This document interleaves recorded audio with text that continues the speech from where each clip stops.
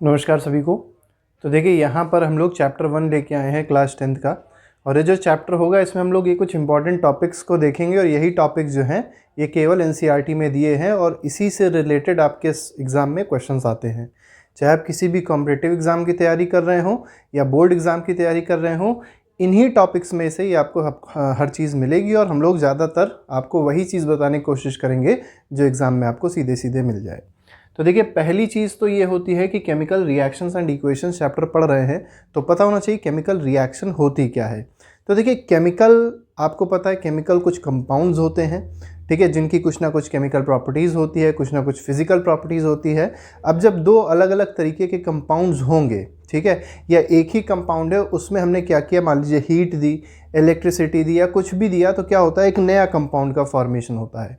तो हर वो प्रोसेस जिसमें एक नए कंपाउंड का फॉर्मेशन होता है उस प्रोसेस को क्या कहता है, केमिकल रिएक्शन कहा जाता है, ठीक है। और उस केमिकल प्रोसेस को लिखने का जो तरीका होता है that is called chemical equation. For example आप देख लीजिए, जैसे मैग्नीशियम था, ठीक है, मैग्नीशियम का रिबन है मान लीजिए, इसको हमने क्या किया, ऑक्सीजन की प्रेजेंस में बर्न किया या इसका कंबशन किया गया।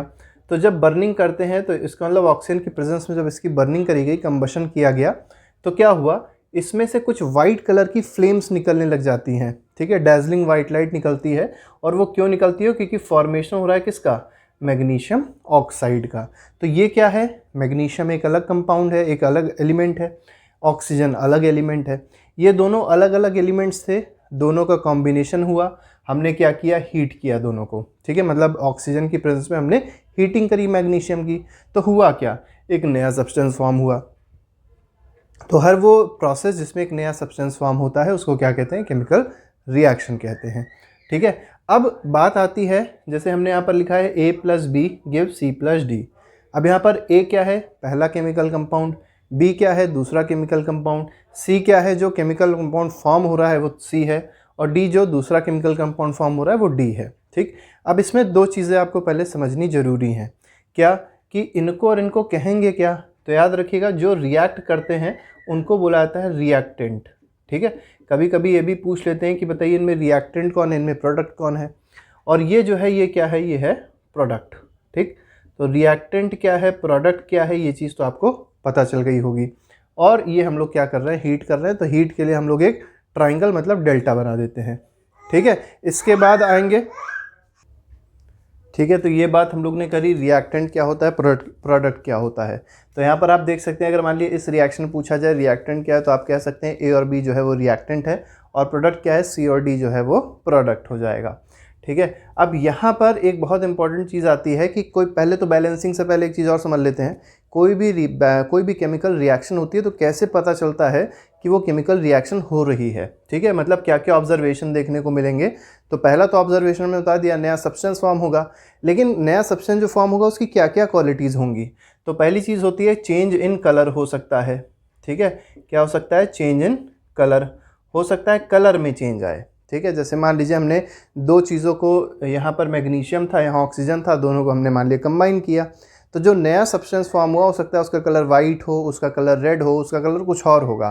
तो रिएक्टेंट से जब कलर अलग बदल जाता है तो ये चीज़ पॉसिबिलिटी होती है केमिकल रिएक्शन में। दूसरा आप देखेंगे चेंज इन टेम्परेचर, टेम्परेचर भी चेंज आ सकता है। जैसे हम लोग ने दो सब्सटेंस को मान लीजिए कंबाइन किया, तो हो सकता है जो प्रोडक्ट फॉर्म हो रहा है उस प्रोडक्ट में क्या हो रहा है, कुछ ना कुछ हीट इवॉल्व हो रही है, मतलब हीट निकल रही है। अब जब हीट निकलेगी, ठीक है, उसको एक्सोथर्मिक प्रोसेस कहेंगे। अब जब हीट निकलती है जिस प्रोसेस में, उसको एक्सोथर्मिक प्रोसेस कहा गया। इसका मतलब वहाँ पर हीट का चेंज हो रहा है, मतलब वहाँ पर चेंज इन हीट या चेंज इन टेम्परेचर हो रहा है, ठीक है। पहले टेम्परेचर बीकर का आप देखेंगे अलग होगा, बाद में टेम्परेचर देखेंगे तो वो बदल जाएगा। तो इसका मतलब चेंज कलर में हो सकता है, चेंज टेम्परेचर में हो सकता है। इसके बाद एक और चीज़ हो सकती है और वो क्या है, इवोल्यूशन ऑफ गैस, ठीक है। हो सकता है कोई गैस हो जो इवॉल्व हो जाए, जैसे मान लीजिए कोई हमने सब्सटेंस लिया, ठीक है, उसको हीट किया, जैसे कैल्शियम कार्बोनेट लिया, कैल्शियम कार्बोनेट को जब हीट किया, जैसे कैल्शियम कार्बोनेट का मतलब CaCO3 है, ठीक है, इसको जब हम लोग हीट करेंगे तो क्या बनेगा, कैल्शियम ऑक्साइड बनेगा, और साथ ही साथ क्या बन जाएगा, कार्बन डाइऑक्साइड बन जाएगा। तो ये क्या है, इवोल्यूशन ऑफ गैस है, ठीक है। तो ये आपको पता होना चाहिए। एक और आप याद रखिएगा, स्टेट में भी चेंज हो सकता है। जैसे मान लीजिए हम लोग ने कैल्शियम कार्बोनेट लिया था या कोई और सब्सटेंस मान लीजिए लिया, उसका स्टेट सॉलिड था, ठीक है। उसके बाद हमने क्या देखा, जब उसमें हीटिंग करी या कोई प्रोसेस किया तो वो लिक्विड में कन्वर्ट हो गया, या वो मान लीजिए गैस में कन्वर्ट हो गया, या कोई ऐसी चीज़ समझिए जैसे मान लीजिए हम लोग ने कोई रिएक्शन करी, ठीक है। तो रिएक्शन करने के बाद एक ऐसा सब्सटेंस फॉर्म हुआ जो एक तरीके से नीचे जाके सेटल हो गया, डिपॉजिट हो गया, ठीक है। उसको प्रेसिपिटेट कहते हैं। तो अगर कोई प्रेसिपिटेशन होता है, कोई चीज़ डिपॉजिट हो जाती है नीचे आके, तो वो भी आपको समझ में आनी चाहिए, मतलब वो भी हो सकता है, चाहे चेंज इन स्टेट भी हो सकता है। तो हम लोग ने रिएक्शंस में क्या लिया था, रिएक्टेंट में लिया था लिक्विड, और आपने क्या देखा फाइनल प्रोडक्ट में एक कुछ ना कुछ सॉलिड फॉर्म में भी क्रिएशन हो रहा है। तो वो क्या है, वो एक तरीके का क्या है, एक ये कह सकते हैं प्रेसिपिटेट का फॉर्मेशन हो रहा है, तो वो हो जाएगा चेंज इन स्टेट का। तो 4 चीज़ें चेंज हो सकती है किसी भी रिएक्शन में। फ़िलहाल आगे बढ़ेंगे, हम लोग देखेंगे बैलेंसिंग क्या होती है। तो देखिए बैलेंसिंग में सबसे पहला जो क्वेश्चन पूछा आता है बैलेंसिंग क्यों ज़रूरत पड़ती है बैलेंसिंग की। तो बैलेंसिंग का काम ये होता है, एक आपको पता होना चाहिए लॉ ऑफ कंजर्वेशन ऑफ मास, ठीक है। तो इसका मतलब ये है मास ऑफ रिएक्टेंट जो होगा वो हमेशा मास ऑफ प्रोडक्ट के बराबर होगा। तो इसी को सेटिस्फाई करने के लिए, to satisfy law of conservation of mass, इसका मतलब जितना मास रिएक्टेंट का हो दोनों का जोड़ के, उतना ही मास किसका हो, प्रोडक्ट का हो, इसको कहते हैं लॉ ऑफ कंजर्वेशन ऑफ मास। इसी को सेटिस्फाई करने के लिए हम लोग क्या करते हैं, बैलेंसिंग करते हैं। फॉर एग्जाम्पल यहाँ देख लीजिए, मैग्नीशियम 1 है, ऑक्सीजन 2 है। यहाँ पर आप देखेंगे मैग्नीशियम 1 है लेकिन ऑक्सीजन भी 1 है, इसका मतलब ऑक्सीजन राइट हैंड साइड पे, मतलब प्रोडक्ट साइड पे एक कम है। तो हमको क्या करना पड़ेगा, बैलेंसिंग करनी पड़ेगी। बैलेंसिंग कैसे करी जाएगी, ये सबसे बड़ा मुद्दा है, ठीक है। बैलेंसिंग के लिए जितनी ज़्यादा प्रैक्टिस करेंगे उतनी अच्छी से आपको बैलेंसिंग समझ में आ जाएगी। हालांकि बैलेंसिंग के लिए जो ट्रिक्स होती हैं वो हम लोग ने एक वीडियो में बनाई है, उसको हम लोग डिस्क्रिप्शन पे लगा देंगे, उसको आप वहाँ जाके देख सकते हैं। तो देखिए मैग्नीशियम 1 था, ऑक्सीजन 2 थे। सिंपल सा काम ये समझिए, जो अकेला होता है उसको केवल छेड़ा जाता है, उसको डिस्टर्ब किया जाता है। आप देख सकते हैं अकेला कौन है, ऑक्सीजन, और यही आपको दिखाई पड़ रहा है अनबैलेंस्ड है। यहाँ वाला ऑक्सीजन जो है ये मैग्नीशियम के साथ जुड़ा हुआ है, इसका मतलब ये अकेला नहीं है, ये जुड़ा हुआ है मैग्नीशियम के साथ। तो इधर हम लोग छेड़खानी नहीं करेंगे ऑक्सीजन में। ये अकेला ऑक्सीजन पड़ा हुआ है तो इसमें छेड़खानी कर सकते हैं। ऑक्सीजन यहाँ था 1, यहाँ था 2, ठीक है। अब 2 कोई नंबर मान लीजिए 2 लिखा है और इसको हमें 1 बनाना है, तो क्या करना होगा, मल्टीप्लाई करना होगा 1/2 से। तो क्या करिए, यहाँ पर जो O2 है, ठीक है, O2 में क्या कर दीजिए 1/2 से मल्टीप्लाई कर दीजिए। जब आप 1/2 से O2 मल्टीप्लाई करेंगे तो देखिए ऑक्सीजन कितना हो गया, ये 2 था और आधा हो गया, इसका मतलब 1 हो गया। अब यहाँ पर डिनोमिनेटर में देख रहे हैं आधा ऑक्सीजन, तो कभी भी आधा मॉलिक्यूल नहीं हो सकता। तो क्या करिए, जो भी डिनोमिनेटर में आया उससे पूरी इक्वेशन को मल्टीप्लाई कर दीजिए। तो देखिए फाइनल रिएक्शन आपकी क्या बन गई, फाइनल रिएक्शन जो आपकी बन रही है कुछ इस तरीके की बनेगी, 2mg, ठीक है, 2mg प्लस यहाँ पर देख सकते हैं 2 है, यहाँ पर भी 2 है, दोनों कट जाएंगे तो आ जाएगा O2। और क्या देगा आपको, ये 2 है, यहाँ पर MgO है तो दे देगा 2MgO। तो इस तरीके से ये आपकी रिएक्शन हो जाएगी। तो ये जो रिएक्शन है ये कैसी रिएक्शन है, बैलेंस्ड केमिकल रिएक्शन है। एक बात और याद रखिएगा, जो अनबैलेंस्ड रिएक्शन होती है उसी को स्केलेटन रिएक्शन भी कहते हैं, ठीक है, कंकाल वाली रिएक्शन भी उसी को कहा जाता है, ठीक है। तो ये क्या हो गई, बैलेंस हो गई। आप देख सकते हैं Mg भी 2 है, यहाँ पर भी Mg 2 है, ऑक्सीजन 2 है, यहाँ पर भी ऑक्सीजन कितने हैं, 2 हैं, ठीक है। तो इस तरीके से रिएक्शन क्या हो गई, बैलेंस हो गई। तो अलग अलग रिएक्शंस होती हैं, अलग अलग तरीके होते हैं बैलेंस करने के, वो हम लोग आपको बताए हैं, उसमें आप जाके देख सकते हैं। लेकिन ये जो पूरा कंसेप्ट था बैलेंसिंग का, कि बैलेंसिंग क्यों करी जाती है, कैसे करी जाती है, वो हमने आपको बता दिया। इसके बाद जो आता है वो हमारे टाइप्स ऑफ रिएक्शन, जो सबसे ज़्यादा इंपॉर्टेंट है। अगर आप किसी भी कॉम्पिटिटिव एग्जाम की तैयारी कर रहे हैं तो जो क्वेश्चन पूछा जाएगा आपसे वो इसी टाइप ऑफ रिएक्शन से पूछा जाएगा, या आप बोर्ड के एग्ज़ाम की तैयारी कर रहे हैं तो भी जो क्वेश्चन आते हैं वो इसी में से ही आते हैं। अब देखिए रिएक्शन अलग अलग तरीके की है। जैसे सबसे पहला कॉम्बिनेशन है, ठीक है, पहला क्या है, कॉम्बिनेशन है। कॉम्बिनेशन रिएक्शन क्या होती है, नाम से पता चल रहा है, कुछ कंबाइन कर रहा होगा। इसका मतलब ये है 2 सब्सटेंस हैं, A है और B है, ये दोनों कंबाइन किए। अब जो फॉर्मेशन होगा वो कितने सब्सटेंस का होगा, ये सबसे ज़्यादा इंपॉर्टेंट है। तो एक सब्सटेंस केवल फॉर्म होता है, ठीक है। तो कॉम्बिनेशन ऑफ मतलब रिएक्शन ऑफ 2 और more substance to form a single product, ठीक है। प्रोडक्ट याद रखिएगा, कॉम्बिनेशन रिएक्शन में हमेशा एक होता है, सिंगल होता है, सिंगल से ज़्यादा नहीं हो सकते हैं। ऐसी रिएक्शन को क्या कहेंगे? कॉम्बिनेशन रिएक्शन कहेंगे। कभी कभी क्वेश्चन ऐसे दिया रहता है कि A+B गिव्स C आपको दिया होगा और आपसे पूछा है बताओ ये कौन से टाइप की रिएक्शन है, तो सिंपल सा टाइप हो जाएगा, कैसी रिएक्शन है? कॉम्बिनेशन रिएक्शन है। फॉर एग्जांपल अभी हमने देखा भी था Mg+O2 गिव्स MgO।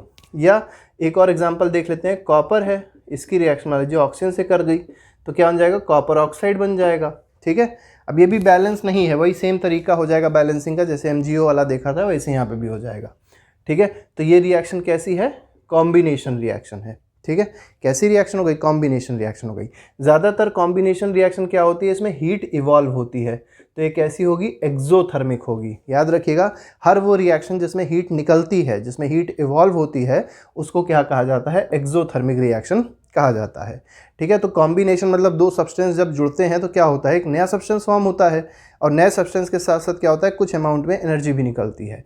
इसीलिए ज़्यादातर रिएक्शन अगर आप कॉम्बिनेशन रिएक्शन देखेंगे तो ज़्यादातर केसेस में वो एक्सोथर्मिक होती है। ठीक, कॉम्बिनेशन का जस्ट उल्टा। ठीक है, पहली तो गई कॉम्बिनेशन, इसी में एक कॉम्बिनेशन में जस्ट उल्टा कभी कोई पूछा जाता है कि कॉम्बिनेशन की अपोजिट रिएक्शन कौन सी होती है? तो डिकम्पोजिशन होती है। कॉम्बिनेशन में आपने क्या किया? दो सब्सटेंस लिया, दो से ज़्यादा सब्सटेंस लिए, कंबाइन किया, कंबाइन करने पे क्या मिला आपको? एक नया सब्सटेंस मिला। ठीक, तो वो क्या है? कॉम्बिनेशन है। ठीक, यहाँ पे आपने क्या देखा? ज़्यादातर रिएक्शंस कैसी हैं? एक्सोथर्मिक है। डिकम्पोजिशन जस्ट उल्टा है, इसका मतलब क्या? एक बड़ा सब्सटेंस है, ठीक, एक बड़ा मॉलिक्यूल है, उसको हम लोग ने हीट अप किया या कुछ भी उसके साथ रिएक्शन करी। ठीक है, मतलब किसी सब्सटेंस की रिएक्शन नहीं कर रहे हैं, उसको हीट दे रहे हैं या उसको इलेक्ट्रिसिटी दे रहे हैं या उसको लाइट दे रहे हैं, या तीनों में से कोई भी चीज़ दी, तो क्या होता है? वो बड़ा सब्सटेंस कुछ छोटे छोटे टुकड़ों में टूट जाता है। उस रिएक्शन को क्या कहते हैं? डिकम्पोजिशन रिएक्शन कहते हैं। तो आपने क्या देखा? दो सब्सटेंस जुड़े, एक नया सब्सटेंस बना, कॉम्बिनेशन। एक सब्सटेंस टूटा, दो नए सब्सटेंस बने, तो उसको क्या कहा गया? डिकम्पोजिशन। अब देखिए, जब भी कोई सब्सटेंस तोड़ना है, जोड़ने में क्या होता है? एनर्जी निकलती है, तो तोड़ने में क्या करना पड़ेगा? एनर्जी देनी पड़ेगी। इसीलिए जितनी भी डिकम्पोजिशन रिएक्शंस होती हैं वो ज़्यादातर क्या होती हैं? एंडोथर्मिक होती हैं। कैसी होती हैं ये? एंडोथर्मिक होती है। तो अगर एनसीईआरटी में देखेंगे पूछा था एंडोथर्मिक रिएक्शन क्या है, तो एंडोथर्मिक रिएक्शन वो रिएक्शन होती है इन विच हीट इज सप्लाइड, जिसमें हीट सप्लाई करनी पड़ती है रिएक्टेंट साइड पे, उसको क्या कहा जाएगा? एंडोथर्मिक रिएक्शन कहा जाएगा। ठीक है, तो अब एग्जाम्पल बता देते हैं किस तरीके से आपको लिखा रहेगा, तो कॉम्बिनेशन समझ में आ गया होगा। इसके बाद डिकम्पोजिशन देख लेते हैं। ठीक है, डिकम्पोजिशन से आपको आसानी समझ में आ जाएगी। देखिए डिकम्पोजिशन क्या है? डिकम्पोजिशन, ठीक, डिकम्पोजिशन बहुत सिंपल सी रिएक्शन है। हो क्या रहा है? आपके पास एक सब्सटेंस है A, ठीक, आपके पास कोई एक मॉलिक्यूल है, कोई एक कंपाउंड है जिसका नाम है A, कुछ भी हो सकता है। ये टूटा B+C में, ठीक, हो सकता है D में भी टूटे। तो ऐसे आपको दिया रहेगा कि अगर एक ऐसी रिएक्शन है जिसमें A गिव्स B+C है, तो वो कैसे टाइप की रिएक्शन है? आपको चार ऑप्शन दिएंगे, combination, decomposition, displacement, double displacement. तो आपको आंसर क्या लिखना है? आप देख सकते हैं एक सब्सटेंस है, याद रखिएगा इसमें रिएक्टेंट हमेशा एक होगा। ठीक है, कॉम्बिनेशन में क्या देखा था? प्रोडक्ट एक था, इसमें रिएक्टेंट एक रहता, अकेला कंपाउंड होगा। ठीक है, तो एक ऐसी रिएक्शन डिकम्पोजिशन। अब ये डिकम्पोजिशन के भी तीन टाइप आप देखेंगे। ठीक है, अभी हमने आपको बताया डिकम्पोजिशन कैसे हो सकता है। हो सकता है हीट से, आपने हीट सप्लाई करी तो वो हो सकता है मॉलिक्यूल या कंपाउंड टूट जाए।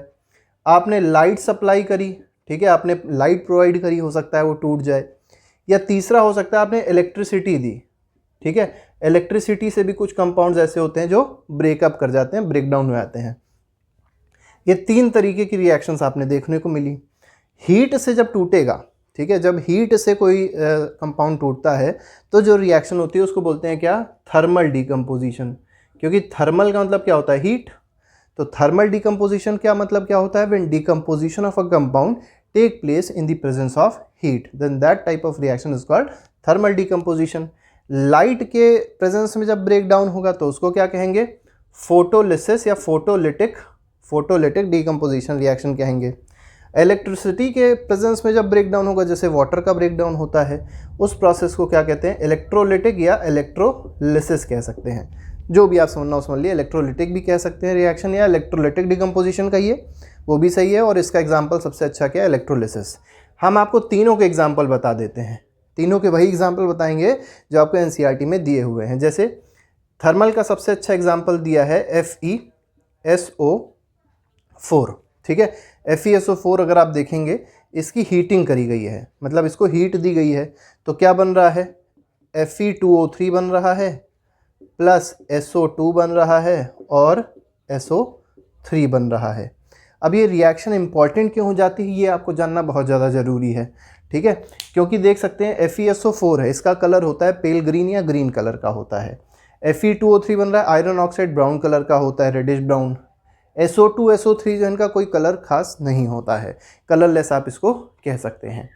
अब सबसे बड़ा मुद्दा क्या है, जो SO2 SO3 गैसेस हैं बहुत इंपॉर्टेंट हैं, क्योंकि अगर इसको किसी इंसान ने इनहेल कर लिया तो क्या होता है, गले में चोकिंग हो जाती है और इंसान की डेथ भी हो सकती है, ठीक है। इसलिए SO2 और SO3 गैस इंपॉर्टेंट हो जाती हैं।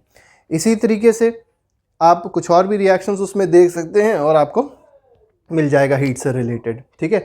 उसमें अगर आप देखेंगे PbNO3 का होल ट्वाइस की भी रिएक्शन दी होगी, PbNO3 का होल ट्वाइस दिया हुआ है, ठीक है। इसको भी हीट किया गया है तो PbO प्लस NO2 प्लस आपको और भी कई सारी चीज़ें मिलेंगी, उसको आप लोग वहाँ पर देख सकते हैं। बहुत सारी रिएक्शंस हैं, अगर आप रिएक्शन आप पढ़ने जाएंगे तो आसानी से आपको समझ में आ जाएगी, ठीक है। आगे बढ़ते हैं। देखिए ये वाली रिएक्शन बता देते हैं, ज़्यादा सही रहेगा। इसमें बनता क्या है, लेड ऑक्साइड बनता है PbO, ठीक, प्लस NO2 बनेगा, प्लस क्या बनेगा, O2 बनेगा। ये हमने क्यों बता दी रिएक्शन, उसके पीछे भी रीज़न समझ लीजिए, क्योंकि ये जो NO2 है ये इंपॉर्टेंट है, ठीक है। ये जो NO2 है इसके ब्राउन फ्यूम्स फॉर्मेशन होता है। तो आपसे पूछा जाता है इस रिएक्शन का, आपसे पूछा जाएगा ऑब्जर्वेशन क्या होगा, तो यहाँ हीट जरूर लगा दीजिएगा। तो ऑब्जर्वेशन जब आपसे पूछा जाएगा तो आप ये कहेंगे नाइट्रोजन ऑक्साइड के, नाइट्रोजन डाइऑक्साइड के क्या फॉर्म होते हैं, ब्राउन कलर के फ्यूम्स फॉर्म होते हैं, ठीक है। तो इस वजह से ये रिएक्शन इंपॉर्टेंट हो जाती है। इसी तरीके से एक और आप देखेंगे, अच्छा चलिए कमेंट बॉक्स में आप बताइएगा लेड ऑक्साइड का कलर क्या है, ठीक है। इसका आप कलर जरूर बताइएगा कि इसका कलर क्या होता है, वो भी एक ऑब्जर्वेशन आपको मिल जाएगी। इसके बाद एक और रिएक्शन है जो इंपॉर्टेंट है और वो है कैल्शियम कार्बोनेट की। इसको यहाँ पे थोड़ा लिखना पड़ेगा, इधर हटा देते हैं इसको, ठीक है। तो कैल्शियम कार्बोनेट CaCO3 ये भी इंपॉर्टेंट है, कैल्शियम ऑक्साइड बनता है और कार्बन डाइऑक्साइड बनता है। कैल्शियम ये जो फॉर्मेशन हो रहा था कैल्शियम कार्बोनेट से कार्बन डाइऑक्साइड का, इस कार्बन डाइऑक्साइड का टेस्ट क्या है, तो देखिए टेस्ट बहुत सिंपल सा, आप लोग ने पहले भी सुना होगा कि स्लेग्ड लाइन, जिसको एक तरीके से स्लेग्ड लाइन ही समझिए, उसको कैल्शियम हाइड्रोक्साइड कहते हैं, ठीक है। लाइम वाटर भी इसको कहा जाता है। तो जब कार्बन डाइऑक्साइड में, जब लाइम वाटर में, ठीक है, लाइम वाटर में क्या पास कर दिया जाता है, कार्बन डाइऑक्साइड, इसका कलर कलरलेस होता है, ठीक है। लाइम वाटर का कलरलेस है, वो कोई कलर नहीं होता इसका, ठीक है, ट्रांसपेरेंट है। तो जब इसमें कार्बन डाइऑक्साइड पास करते हैं तो होता क्या है कि ये जो कार्बन डाइऑक्साइड होता है ये इसमें मिल जाता है, ठीक है, एक तरीके से रिएक्शन करता है। तो रिएक्शन के दौरान क्या होता है कि फॉर्मेशन होता है किसका, कैल्शियम कार्बोनेट का। और इस वजह से क्या होता है, ये जो फॉर्मेशन कैल्शियम कार्बोनेट का हो रहा है ये लाइम वाटर में क्या होगा, घुलेगा नहीं, नीचे आके सेटल हो जाएगा। तो क्या होता है, लाइम वाटर मिल्की हो जाता है, लाइम वाटर का कलर क्या हो जाएगा, वाइटिश हो जाएगा, मिल्की हो जाएगा। तो आप सिंपल कहेंगे लाइम वाटर टर्न्स मिल्की, ठीक है। लेकिन अगर मान लीजिए इसी कार्बन डाइऑक्साइड को एक्सेस में पास कर दिया गया, CO2 को एक्सेस में पास कर दिया गया, बहुत ज़्यादा पास कर दिया गया, तो क्या होगा, तो अब कैल्शियम कार्बोनेट का फॉर्मेशन नहीं होगा, किस चीज़ का फॉर्मेशन हो जाएगा, कैल्शियम हाइड्रोजन कार्बोनेट का फॉर्मेशन हो जाता है। तो इस वजह से जो मिल्कीनेस आई थी वो अब चली जाएगी। तो आपसे ये पूछा जा सकता है कि जो मिल्कीनेस डिसअपियर होती है, तो अपीयर किसकी वजह से हो रही थी, कैल्शियम कार्बोनेट की वजह से, लेकिन डिसअपियर किसकी वजह से होती है, कैल्शियम हाइड्रोजन कार्बोनेट की वजह से होती है।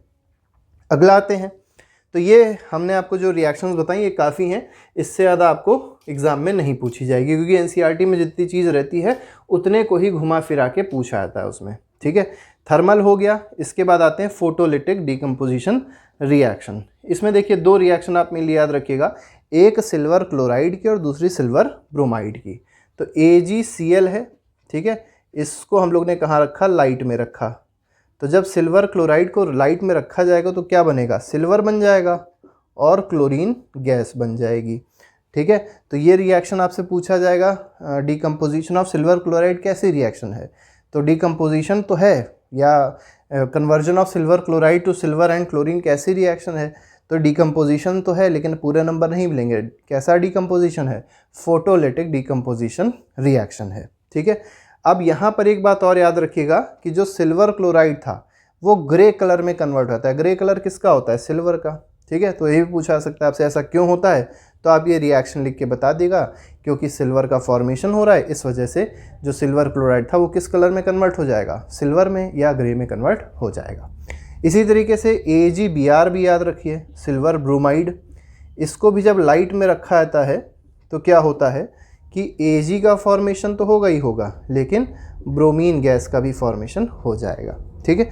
और ये जो AgBr है, ठीक है, ये कहाँ यूज़ किया जाता है? तो ब्लैक एंड वाइट फोटोग्राफी में इसको यूज़ किया जाता है। तो आपसे पूछा जा सकता है कि इसको मतलब कौन सा ऐसा सब्सटेंस है, कौन सा ऐसा कंपाउंड है जिसको ब्लैक एंड वाइट फोटोग्राफी में यूज़ किया जाता है? तो आप बताएंगे AgBr है, सिल्वर ब्रोमाइड है। तीसरी रिएक्शन आती है, तीसरी रिएक्शन बहुत इंपॉर्टेंट है, और वो कौन सी है? इलेक्ट्रोलिटिक डिकम्पोजिशन रिएक्शन है। मतलब कंपाउंड तो टूटेगा, लेकिन किसकी वजह से, किसकी प्रेजेंस में टूटेगा? इलेक्ट्रिसिटी की। फॉर एग्जांपल, जैसे हम लोग ने एग्जांपल ले लिया वाटर का, ठीक है। वाटर जो है दो पार्ट में टूटेगा, हाइड्रोजन बनाएगा और ऑक्सीजन बनाएगा। किसकी प्रेजेंस में? इलेक्ट्रिक करंट की प्रेजेंस में। बिना करंट के थोड़ी ना ये चीज़ हो पाएगी, करंट होगा तब ये टूटेगा, ठीक। अब देखिए हाइड्रोजन किस फॉर्म में है? मतलब गैस के फॉर्म में है। ये किस फॉर्म में था? लिक्विड फॉर्म में था। और ये किस फॉर्म में? ये भी गैस के फॉर्म में है। तो आप चाहें तो ब्रैकेट में G लिख सकते हैं यहाँ पर, और यहाँ ब्रैकेट में G लिख सकते हैं, यहाँ पर ब्रैकेट में L लिख सकते हैं। L मतलब लिक्विड और G मतलब गैस, ठीक है। तो जिस फॉर्म में होता है आप स्टेट यहाँ पर लिखा करते हैं। नहीं भी लिखते हैं तो ऐसी कोई दिक्कत नहीं होती, लिख देंगे तो अच्छा ही रहेगा, ठीक। अब क्वेश्चन क्या पूछा आता है? पूछा आता है कैथोड पे क्या बनेगा, ठीक है, और एनोड पे क्या बनेगा। ये दो चीज़ आपसे पूछी जाती हैं। तो पहले बैलेंस कर लीजिए। बैलेंस कैसे किया गया? अभी हमने आपको बताया था, ऑक्सीजन यहाँ 2 है, यहाँ 1 है, इसको आधा कर दीजिए। जब इसको आधा करेंगे तो बैलेंस हो जाएगा। तो यहाँ पर एक डबल आ जाएगा, यहाँ पर डबल आ जाएगा, और यहाँ एक ही रहेगा, ठीक है। तो ये 2 है, इसको थोड़ा सही से लिख देते हैं जिससे आसानी रहे, ठीक। तो 2H2 हो गया और O2 हो गया, बैलेंस हो गई रिएक्शन। यहाँ पर भी आपके पास एक 2 है। कैथोड कैसा होता है? तो याद रखिएगा, एक शब्द याद रखिए, कैटायन। कैटायन होता है पॉजिटिव, तो कैथोड क्या होता है? निगेटिव, ठीक। निगेटिव इलेक्ट्रोड है ये, एक तरीके से समझ सकते हैं, एक टाइप का रॉड है, और कैसे किस तरीके का चार्ज है इस पर? निगेटिव चार्ज है। तो एनोड पे कैसा चार्ज होता है? पॉजिटिव चार्ज होता है। अब सिंपल सी चीज़ समझिए, कोई चीज़ अगर निगेटिव चार्ज है तो उस पर क्या चिपकेगा? पॉजिटिव या निगेटिव? सिंपल सी बात है, अगर कोई निगेटिव चार्ज है तो उस पर पॉजिटिव चीज़ जुड़ेगी, और पॉजिटिव चीज़ क्या होती है? हाइड्रोजन। H+ आपने सुना ही होगा, हाइड्रोजन आयन H+ होता है।